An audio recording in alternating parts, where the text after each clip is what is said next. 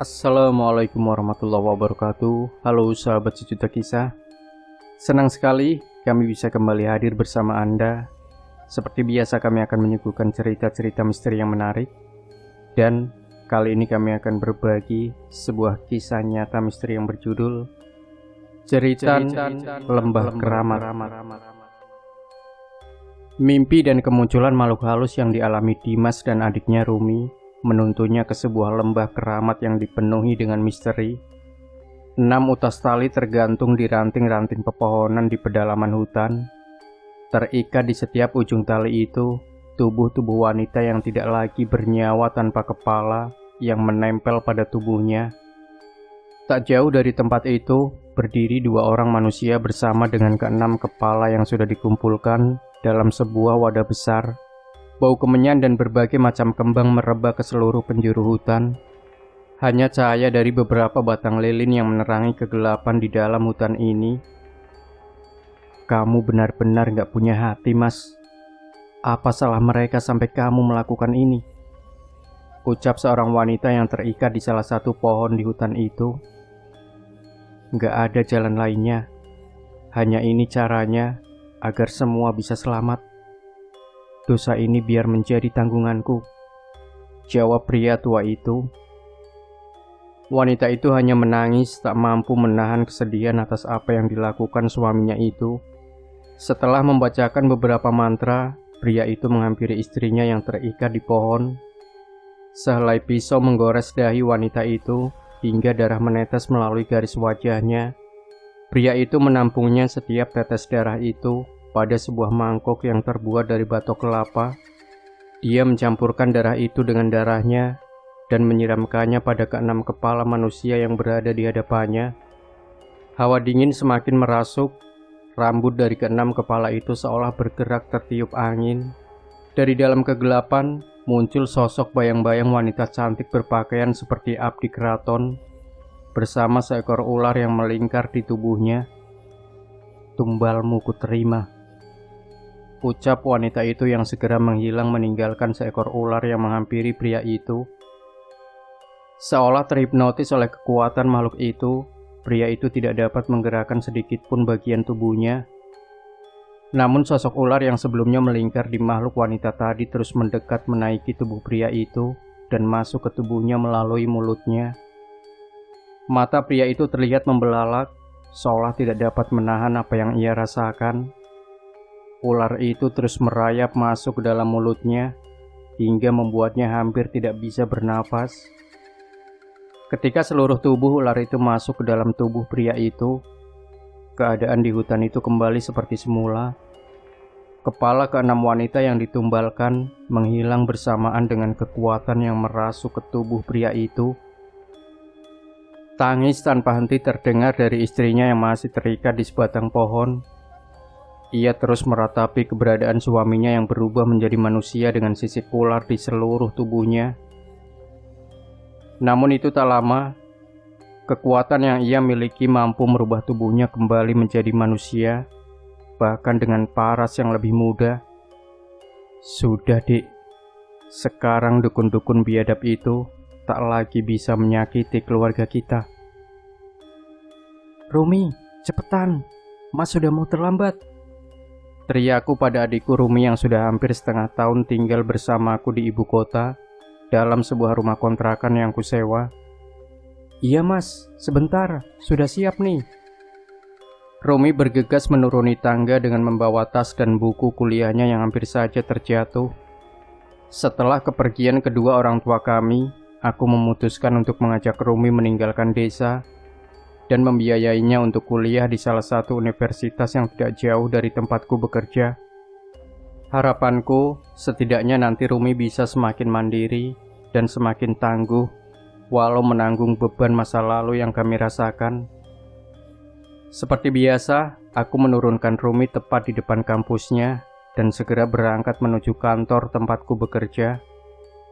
Terlambat lagi, tanya teman kantorku Nia yang melihatku terburu-buru menempelkan jariku pada mesin absen. Iya nih, kesiangan bangunnya. Akhir-akhir ini sering kebangun jam 2 pagi, terus susah tidur lagi. ceritaku pada Nia yang mejanya bersebelahan dengan meja kerjaku. Kalau keseringan tandanya harus periksa ke dokter tuh. Nggak sedikit loh yang mati gara-gara insomnia.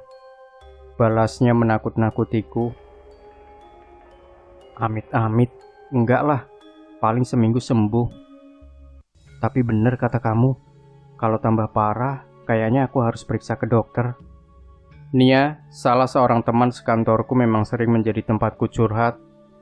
Bukan hanya karena meja kami bersebelahan, tapi juga karena kami sudah saling kenal semenjak awal training bekerja di kantor ini beberapa tahun lalu.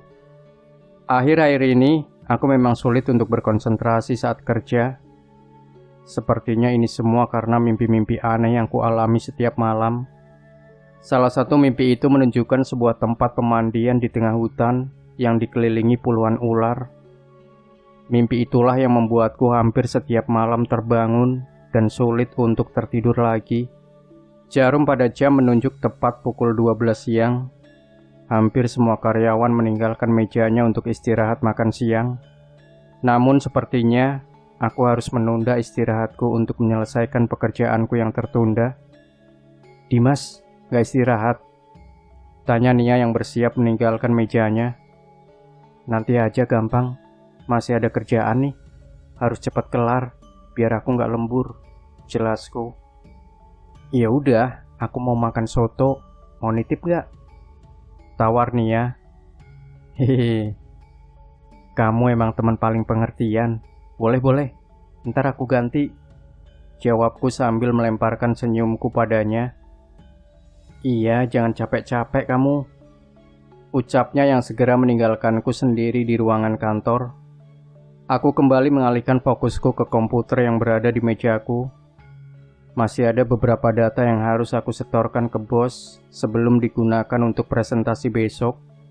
Saat ini ruangan terasa begitu sepi. Hanya suara ketikan dari komputerku saja yang terdengar. Entah ini terlalu sepi atau memang seperti ini suasana kantor saat istirahat. Di tengah kesibukanku, aku perlahan mendengar suara-suara yang dari tadi tidak terdengar, seperti suara kursi yang bergeser. Merasa sedikit aneh, aku segera menoleh ke belakang, dan di sana terlihat kursi kosong di ujung ruangan bergeser perlahan. Pikirku mungkin itu hanya kebetulan kontur tanah di ruangan ini sedikit miring, sehingga aku tidak menghiraukannya. Aku meneruskan pekerjaanku tanpa mempedulikan kejadian itu. Namun suara gerakan roda kursi itu sesekali masih terdengar. Kali ini semakin mendekat, dan ketika aku menoleh, kursi itu sudah berada di belakang menghadap ke arahku. Dengan segera aku berdiri dan melihat sekitar kantor. Woi, siapa yang iseng? Teriakanku terdengar ke seluruh ruangan, namun tidak ada suara siapapun yang menjawab panggilanku. Segera aku meninggalkan mejaku dan mengecek ke belakang, namun sekali lagi tidak ada siapapun di sana. Hingga akhirnya, aku memutuskan mengembalikan kursi itu dan kembali bekerja. Nia kembali sebelum jam istirahat berakhir dengan membawakan pesananku. Aku memutuskan untuk menghabiskan nasi soto yang dibawakan oleh Nia, dan baru kemudian melanjutkan menyelesaikan pekerjaanku lagi. Matahari mulai tenggelam, aku menunggu Rumi di kantin kampus tempat aku menjemputnya. Namun tidak seperti biasa, kali ini Rumi sudah terlambat hampir 1 jam. Aku mencoba menelponnya, tapi hampir tidak ada jawaban sama sekali. Hari pun semakin malam, kampus Rumi sudah semakin sepi dengan mahasiswa yang sudah mulai pulang. Hanya ada sedikit mahasiswa yang masih memiliki keperluan yang masih ada di kampus ini. Aku merasa cemas hingga akhirnya memutuskan mencari Rumi di kelasnya. Aku cukup mengenal kampus ini karena di sini juga dulu aku menuntut ilmu, hingga akhirnya berhasil menyematkan gelar di ujung namaku. Ruangan demi ruangan kulewati, namun keberadaan Rumi hampir tidak kutemukan. Beberapa kali aku mencoba untuk menelpon, namun sama sekali tidak ada jawaban. Tanpa putus asa, aku terus mencari dan bertanya ke security penjaga kampus, namun tetap saja nihil. Sampai suatu ketika, aku melihat sosok seorang perempuan berjalan menuju lantai paling atas. Itu Rumi. Dari jauh, terlihat Rumi berjalan perlahan dengan tatapan kosong menaiki tangga satu persatu seorang diri. Berkali-kali aku mencoba berteriak memanggilnya, namun tidak ada reaksi sama sekali. "Rumi, ngapain ke atas?" teriakku. Namun Rumi tetap berjalan dengan perlahan hingga tiba di lantai teratas dan melihat ke bawah melalui pembatas. Sudah jelas ada yang aneh dengan Rumi. Dia menaikkan kakinya ke atas pagar pembatas dan berdiri dengan tatapan kosong dari ketinggian 5 lantai yang saat ini bisa dengan mudah menjatuhkannya. "Rumi, ngapain kamu? Jangan gila!" teriakku yang ingin segera berlari ke atas, namun sudah pasti tidak akan sempat. Dan benar, Rumi dengan wajah pucat menjatuhkan diri dari tempat itu. "Rumi!" teriakku yang tidak mengerti dengan kejadian ini. Mas, Dimas, kenapa?" Mendadak seorang menepuk punggungku. Aku menoleh ke belakang, ternyata itu Rumi. Ia terlihat baik-baik saja, seolah tidak terjadi apa-apa. "Rumi, kamu gak apa-apa?" tanyaku yang masih bingung dengan semua kejadian ini. "Enggak, Mas. Rumi telat tadi, dipanggil ke ruang dosen, dijelasin revisi tugas, jadi nggak bisa buka HP," jawabnya. Lalu, makhluk berwujud seperti Rumi yang jatuh dari lantai atas itu apa? Dan lagi, tidak ada tanda-tanda orang jatuh dari lantai atas sama sekali. Mungkin benar kata Nila, aku harus mulai memeriksakan diri ke dokter. Udah, nggak apa-apa. Kamu udah makan?" tanya aku pada Rumi yang terlihat kelelahan. "Tadi sore udah, Mas. Nanti makan di rumah aja," jawabnya. Aku memastikan sekali lagi kondisi Rumi. Kupastikan tidak ada bekas luka seperti makhluk menyerupai Rumi tadi yang jatuh dari lantai atas. Satu hal lagi yang terlihat mencurigakan. Sedari tadi aku melihat sesosok perempuan yang berdiri memperhatikanku dari salah satu sudut lorong kampus seorang diri. Aku mencoba tidak memperhatikannya dan segera bergegas kembali ke rumah. Bruh.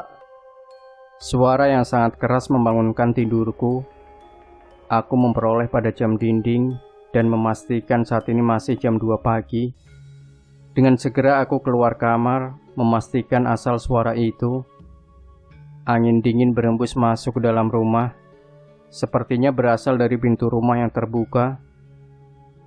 Aku mencoba mengeceknya dan terlihat Rumi sedang terdiam terpaku melihat ke arah luar pintu dengan wajahnya yang pucat. "Rumi, ngapain kamu?" tanya aku yang sekali lagi dibuat bingung oleh kejadian beruntun ini. Aku mencoba menghampirinya dan menyentuh bahunya. "Ngapain buka pintu malam-malam begini?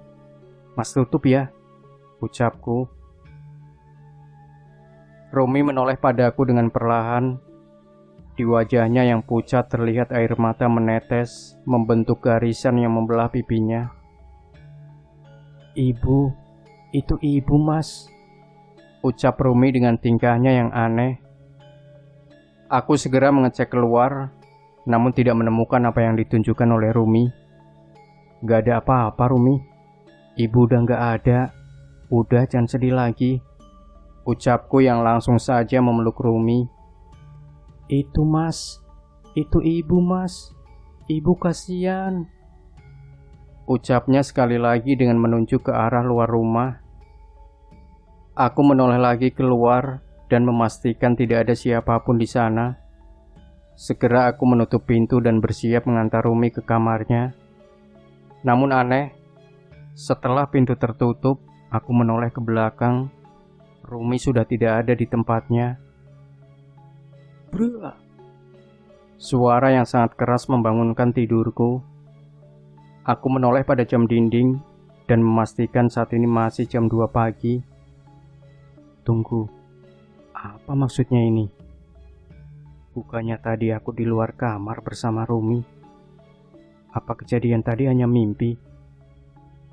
Dengan segera aku keluar kamar, memastikan hal itu, sekaligus mencari tahu asal suara itu. Beda dengan di mimpiku tadi, kali ini pintu rumah tidak terbuka. Namun, suara yang keras itu terdengar sekali lagi. Bruh! Kali ini suara itu berasal dari kamar Rumi.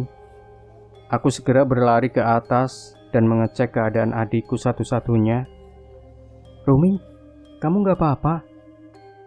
Tanya aku sambil mengetuk pintu kamar. Namun bukan jawaban yang kuterima, melainkan suara keras yang membentur pintu kamar Rumi.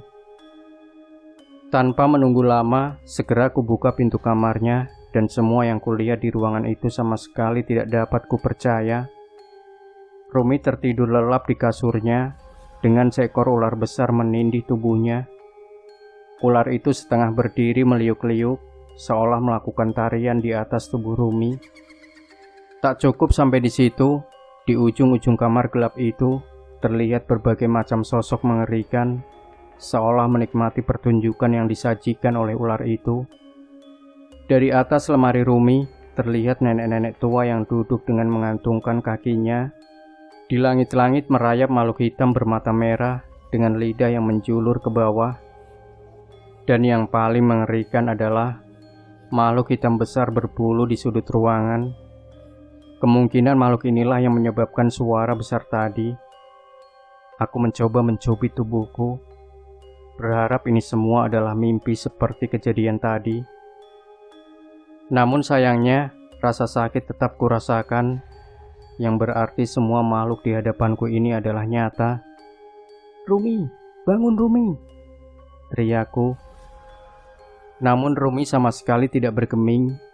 Nyaliku juga terlalu lemah untuk menatap makhluk mengerikan sebanyak ini. Namun Rumi harus diselamatkan. Aku mengingat pesan Pak Le, seseorang yang membantuku menguburkan jasad keluargaku dengan layak di desa. Ia sempat mengajarkan beberapa doa dan mantra untuk menghadapi kejadian seperti ini. Sepertinya ia sudah menduga kejadian ini akan terjadi. Dengan tubuh yang lemas, aku memaksakan untuk berdiri dan membacakan doa-doa yang cukup panjang. Mendengar suaraku, ular yang sedari tadi menari di tubuh Rumi bergerak dengan gerakan yang aneh, seolah terganggu dengan doaku. Tak lama, ular itu memilih untuk meninggalkan tubuh Rumi dan menghilang di tengah kegelapan. Mendadak Rumi terbangun dengan wajahnya yang terlihat aneh. Mas Dimas, ini apaan mas?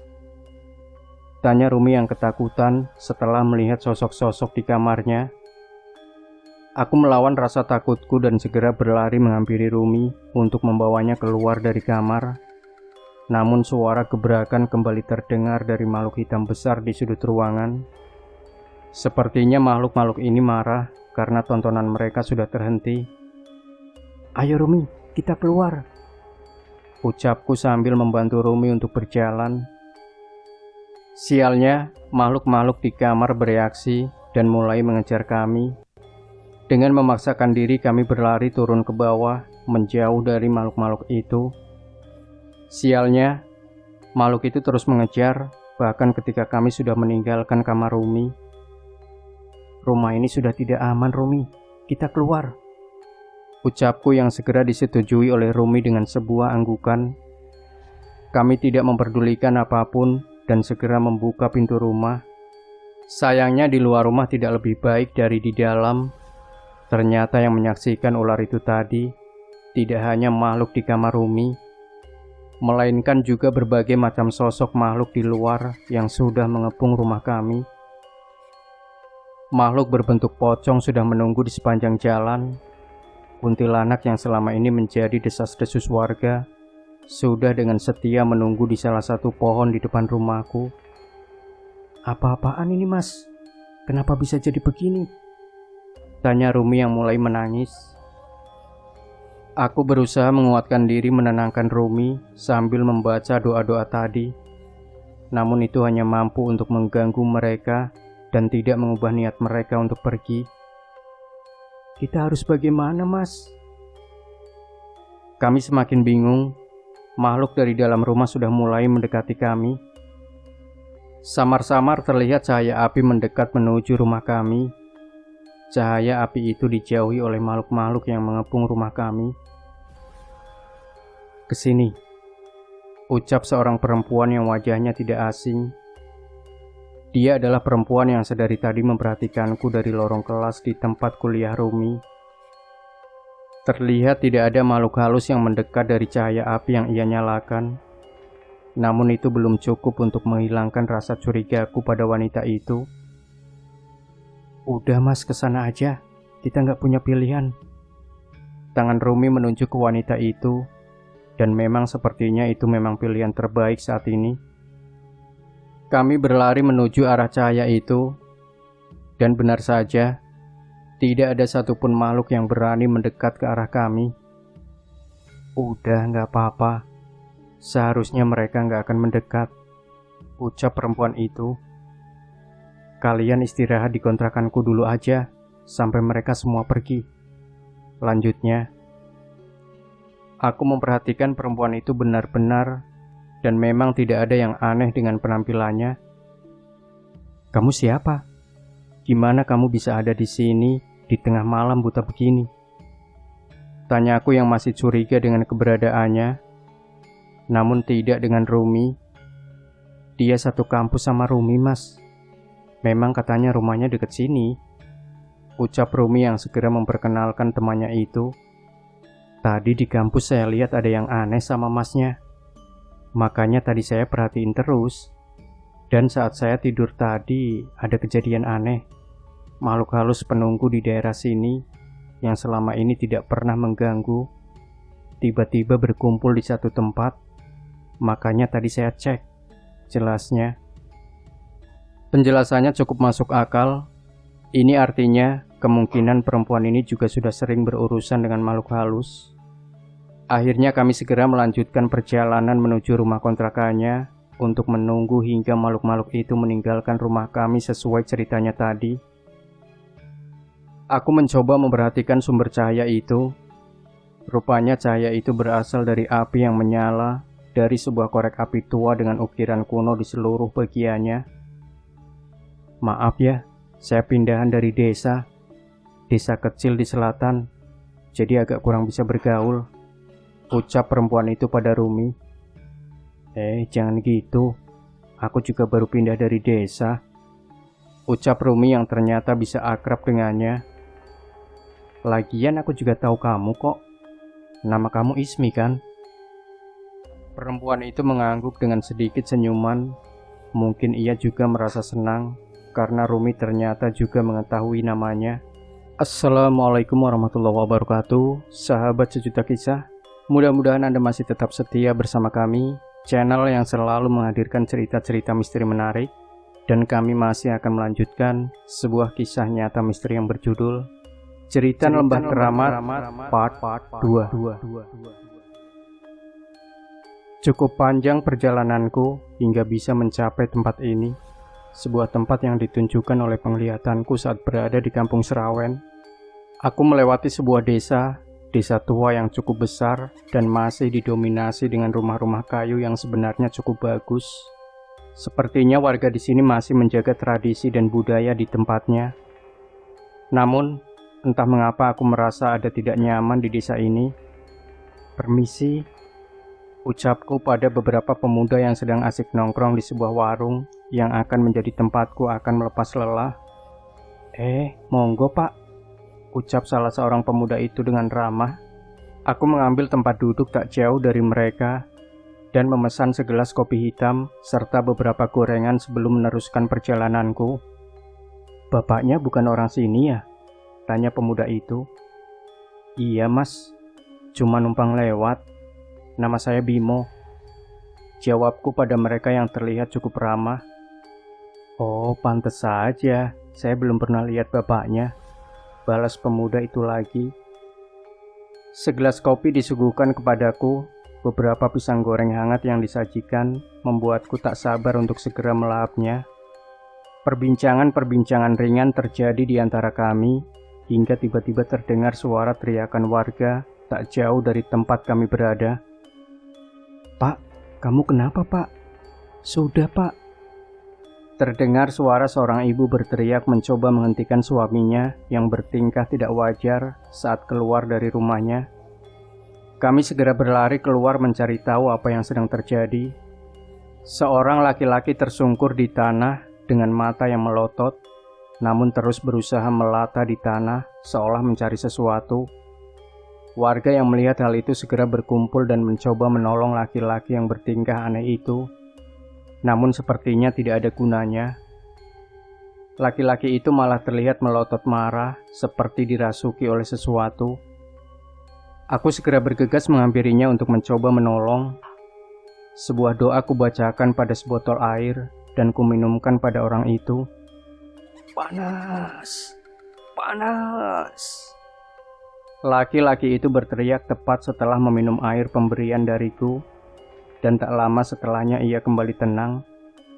Sayangnya, masalah tidak berhenti sampai di situ. Kali ini salah seorang warga yang sedang melihat kejadian ini terjatuh dan berlaku sama persis seperti pria tadi. Aku menggelengkan kepala dan beralih menghampiri orang itu. Namun, sebelum sampai ke sana, terlihat seseorang pria tua yang terlihat cukup berwibawa menghampiri orang itu terlebih dahulu. Udah nggak apa-apa, Pak. Itu Mbah Jiwo. Beliau yang biasa bantuin warga yang terkena masalah seperti ini. Ucap salah seorang pemuda yang berada di warung tadi. Aku mengamati apa yang ia lakukan. Orang yang dipanggil Mbah Jiwo ini menempelkan sebuah batu berwarna hitam pada dahi warga yang kesurupan itu dan membacakan beberapa mantra. Di penglihatanku, makhluk berwujud ular dipaksa keluar dari tubuh warga itu dan menghilang masuk ke sebuah batu yang ditempelkan oleh Mbah Jiwo ke dahi warga itu. Tak lama kemudian, warga yang kesurupan tadi segera sadar seolah tidak terjadi apa-apa. Aku cukup takjub melihat apa yang orang itu lakukan dan segera menghampirinya. Mungkin saja ia mengetahui tentang apa yang menjadi tujuanku ke sini. Wah, Bapak bukan warga sini kan? Terima kasih banyak sudah membantu tadi. Ucap Mbah Jiwo yang lebih dahulu menyambut kehadiranku. Nggih, Pak. Saya cuma kebetulan numpang lewat. Nama saya Bimo. Melihat ilmu Bapak, kalau diizinkan, saya ingin bertanya beberapa hal terkait tujuan perjalanan saya. Tanyaku pada Mbah Jiwo. Oh, iya, Pak. Nama saya Jiwo. Tapi kita bicara di rumah saya saja ya. Sudah mau maghrib. Ajak Mbah Jiwo yang ternyata tidak kalah ramah dengan warga-warga tadi. Aku segera membayar jajananku di warung dan mengikuti beliau menuju rumahnya di ujung desa. Terlihat di sana sebuah rumah kayu yang megah dengan ukiran-ukiran ornamen yang cukup indah di tengah halaman yang cukup besar. Sayangnya, di balik kemegahan itu terdapat hal yang mengerikan di sana. Berbagai macam makhluk halus berkumpul di halaman rumah Mbah Jiwo, mulai dari hewan-hewan gaib hingga makhluk berwujud raksasa. Namun yang paling menarik perhatianku adalah sesosok makhluk besar berkepala kerbau yang sedari tadi memandangku. Sudah, nggak apa-apa Pak Bimo. Nanti saya ceritakan di dalam siapa makhluk-makhluk itu. Ucap Mbah Jiwo yang segera membukakan pintu untukku. Ruang tamu rumah Mbah Jiwo cukup besar. Beberapa benda yang kuduga adalah pusaka banyak menggantung di dinding ruangannya. Mirip seperti ruangan praktek dukun, namun ini lebih terasa nyaman dan tidak begitu mengerikan seperti di luar. Maaf Mbah Jiwo, malah jadi ngerepotin. Ucapku pada Pak Jiwo yang mengantarkan segelas teh hangat dan beberapa cemilan padaku. Pak Bimo mau ke lembah keramat di ujung desa itu ya?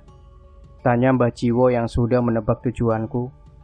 Iya Pak, ada yang harus saya cari tahu di sana, jawabku. Syukurlah, sudah saya duga kalau Bapak orang baik. Kebanyakan orang luar yang datang ke sana selalu bertujuan mencari ilmu atau pesugihan, cerita Mbah Jiwo. Aku mulai mengerti arah pembicaraan ini. Sebelum Mbah Jiwo salah paham, aku menceritakan semua kejadian di desa Serawen yang akhirnya menuntunku menuju tempat ini. Aku menceritakan padanya mengenai desa Serawen yang seluruh warganya mati mengenaskan oleh santet yang dikirimkan oleh orang sakti bernama Topo Ulo. Cerita mengenai Dimas dan Rumi yang selamat dari kejadian itu pun aku ceritakan. Sayangnya, walaupun selamat, keberadaan Rumi seperti masih diincar oleh sosok lain yang lebih berbahaya. Seolah ada sesuatu pada Rumi yang membuatnya menjadi incaran. Dimas pun mendapat petunjuk dari mimpinya mengenai sebuah tempat pemandian yang menurut mimpinya berada di tempat ini. Betul Pak Bimo, di tempat ini memang ada pemandian keramat. Tapi untuk ke sana sepertinya bukan perkara mudah. Balas Pak Jiwo, makhluk yang kamu lihat di halaman rumah ini sebelumnya adalah penunggu asli lembah itu. Namun sudah beberapa tahun ini ada kejadian yang membuat mereka mengamuk dan mengganggu warga desa. Lanjutnya, aku mencoba mencerna apa yang dimaksud Pak Jiwo. Namun sebelum berpikir terlalu jauh, tiba-tiba terdengar suara dari luar rumah. Mbak Jiwo, tolong Mbak! Teriak warga yang segera menghampiri kami. Mbak Jiwo segera meninggalkanku dan menghampiri warga yang berbondong-bondong datang dan menanyakan tujuan mereka. Itu Mbah, makhluk itu muncul lagi, ucap salah satu warga. Tanpa bertanya lebih jauh, Mbak Jiwo masuk ke dalam rumah dan mengambil beberapa benda. Pak Bimo tunggu di sini aja ya, saya tinggal sebentar, ucapnya padaku. Aku yang penasaran dengan apa yang terjadi, segera berdiri dan tidak menghiraukan ucapan Pak Jiwo. Enggak Pak, saya ikut, bantahku yang segera mengikutinya. Warga menunjuk ke sebuah kandang ternak yang berbatasan dengan pepohonan menuju perbatasan lembah. Terlihat di sana warga dengan membawa obor mencoba menghalau sesosok makhluk yang mencoba masuk ke desa. Terlihat di sana makhluk dengan tinggi 2 kali tubuh manusia biasa, dengan rambut panjang menutupi kulit tubuhnya yang penuh borok. Dengan sebuah ayunan tangan, makhluk itu berhasil melukai salah satu warga hingga tersungkur. Cacaran darah terlihat dari bekas luka itu. Seolah tidak mau melewatkan kesempatan, setan itu melompat menuju orang yang terluka itu, memamerkan giginya yang tajam seolah bersiap memakannya. Beruntung Mbah Jiwo segera sampai ke tempat pemuda yang terluka itu, mengambil sebuah cambuk dan menyabetkannya ke arah makhluk itu. Terlihat kilatan cahaya hitam dari cambuk Mbah Jiwo yang membuat makhluk itu kesakitan. Aku segera menghampiri warga desa yang terluka, membacakan beberapa mantra penyembuh untuk menutup lukanya. Setan itu masih bersikeras mencoba masuk ke desa, menyerang membabi buta hingga membuat Mbah Jiwo kerepotan.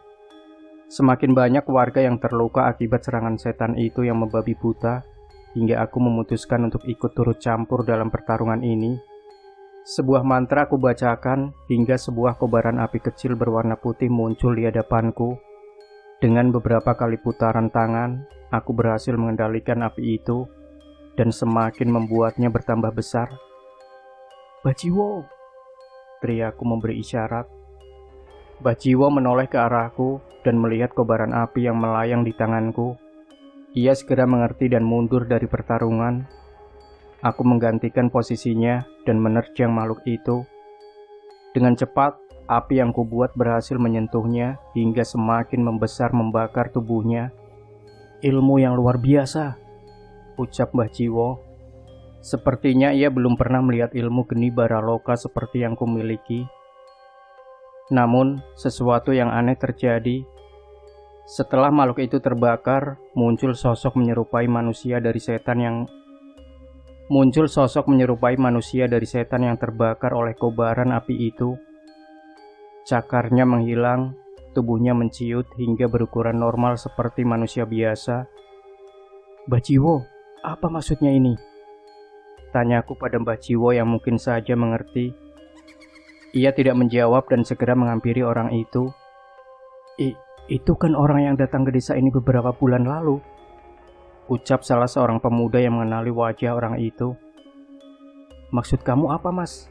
Coba jelaskan, perintah Mbah Jiwo. Pemuda itu mendekat dan memperhatikan tubuh manusia yang tergeletak itu. Iya, Benar, ini pemuda yang dulu pernah melewati tempat ini untuk mencari ilmu di lembah keramat. Cerita pemuda itu. Aku dan Mbah Jiwo saling menatap seolah mengambil sebuah kesimpulan. Warga berinisiatif menolong orang itu dan berencana menanyakan apa yang terjadi sehingga dia bisa berubah menjadi setan dan mengamuk di desa. Sebelum sempat membereskan yang terjadi di tempat ini, sayup-sayup terdengar suara dari arah lembah itu. Tolong, sakit. Suara rintihan berbagai makhluk terdengar seperti jeritan yang meminta pertolongan, namun sama sekali tidak ditemukan wujud dari suara itu. Semakin kencang angin berhembus, semakin jelas suara yang terdengar dari lembah itu, seperti suara banyak orang yang kesakitan. Bah, suara ini lagi, ucap seorang pemuda yang menghampiri Mbah Jiwo. Mbah Jiwo mengangguk mengerti maksudnya. Sudah, sekarang kalian semua kembali ke rumah. Tolong urus orang ini hingga benar-benar pulih, perintah Mbah Jiwo. Suara itu semakin terdengar dari arah lembah. Aku yang tidak tahan dengan suara rintihan itu, segera berlari menuju lembah mencari tahu apa yang terjadi. Aku harus memastikan sendiri apa yang ada di lembah itu. Mbah Jiwo yang melihatku berlari, merasa khawatir dan segera menyusul. Semakin mendekati lembah, suara jeritan itu terdengar semakin jelas dari seluruh penjuru hutan yang kulewati. Namun tidak ada satu sosok pun sumber dari suara itu.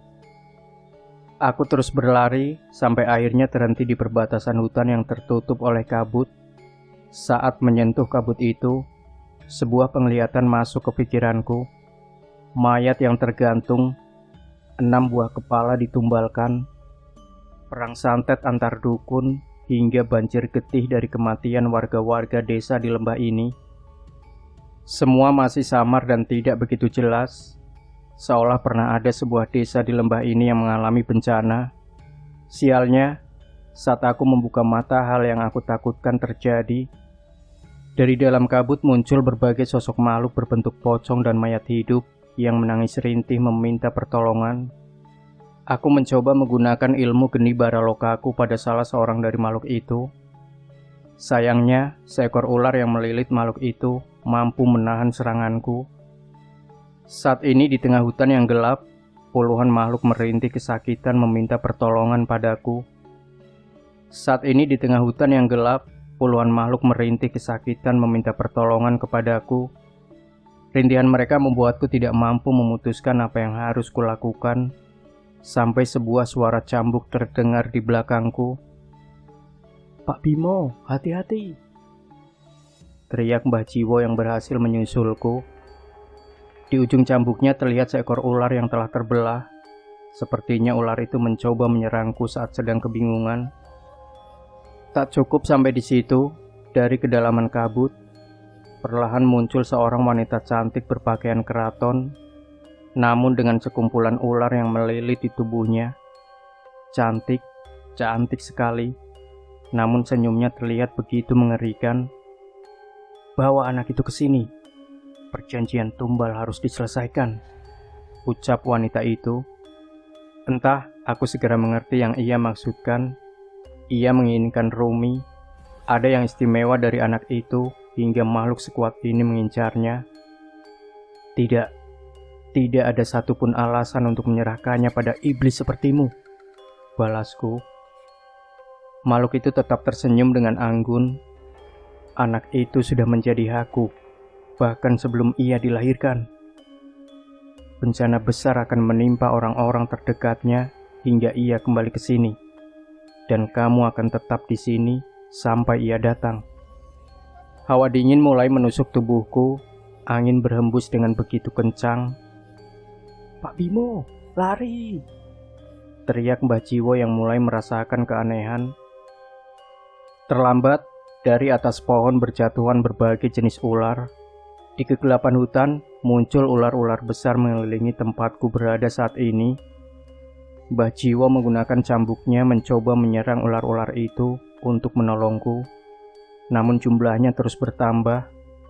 Sama sekali tidak dapat kutemukan jalan keluar dari kondisi ini. Aku mengambil keris sukma geni yang sudah tidak memiliki kekuatan dan melemparkannya kepada Mbah Jiwo. "Mbah Jiwo, aku titip ini." Mbah Jiwo menerima keris itu tanpa mengerti maksudku. "Serahkan keris itu pada anak yang kuceritakan. Sukmaku akan membimbing mereka." Aku tidak bisa berbicara lebih banyak lagi. Ratusan ular sudah mengepungku dari berbagai penjuru. Ajian Muksa Pangreksa kubacakan untuk melindungiku dari niat jahat ular-ular ini. Aku mengambil posisi meditasi untuk melindungi diri dari berbagai serangan fisik dan gaib yang menghampiriku satu persatu. Dalam keadaan bingung, Mbah Jiwo mulai mengerti setelah melihat pemandangan mengerikan di depannya. Ia melihat tubuhku dikelilingi ratusan ular dan puluhan makhluk gaib yang menjaga dari ujung-ujung hutan. "Aku mengerti. Akan kucari cara untuk membebaskanmu. Takkan kubiarkan orang baik sepertimu mati di tangan makhluk itu," ucap Mbah Jiwo yang segera berlari meninggalkanku menerobos hutan yang dipenuhi ratusan ular. Nah, Sobat Misteri Sunyi Mencekam, bagaimanakah kelanjutan sebuah kisah nyata misteri yang berjudul Jeritan Lembah Keramat bagian kedua? Pastikan Anda tidak melewatkan. Dan tinggalkan komentar Anda, like, share video ini, subscribe channel Sunyi Mencekam. Kembali nantikan cerita-cerita misteri terbaru dari kami. Wassalamualaikum warahmatullahi wabarakatuh.